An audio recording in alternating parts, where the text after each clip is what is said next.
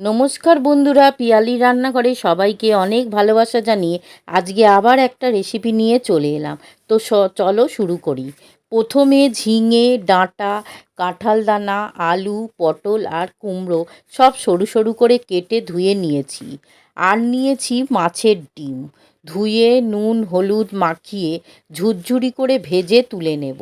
তারপর কড়াইয়ে 2 চামচ তেল দিয়ে তেল গরম হলে 5 ফোড়ন, একটা তেজপাতা, একটা শুকনো লঙ্কা ফোড়নে দিলাম।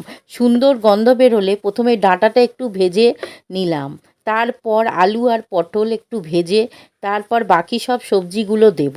কুমড়ো, ঝিঙে, কাঁঠাল দানা আবার একটু ভাজবো। তারপর স্বাদ মতো নুন আর 1 চামচ হলুদ, 1 চামচ জিরে, 1 চামচ ধনে দিয়ে আগে থেকে কিছুটা সর্ষে গুঁড়ো নুন দিয়ে ভিজিয়ে রেখেছিলাম, সেটা ঢেলে দেব। আর বাটি ধুয়ে একটু জল দেব। এবার একটু কষাতে হবে।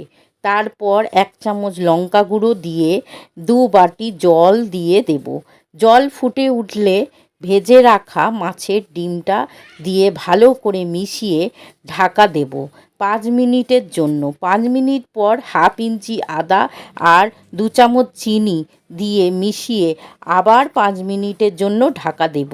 5 মিনিট পর ঢাকা খুলে সব সিদ্ধ হয়ে গেছে, জলও শুকিয়ে গেছে। এবার নামিয়ে নেব। বন্ধুরা, একবার এইভাবে বানিয়ে খেয়ে দেখো, এই চচ্চড়িটা খুব সুন্দর খেতে লাগে। এই দিয়েই সব ভাত খাওয়া হয়ে যাবে। ভিডিওটা দেখে ভালো লাগলে পাশে থেকো বন্ধুরা।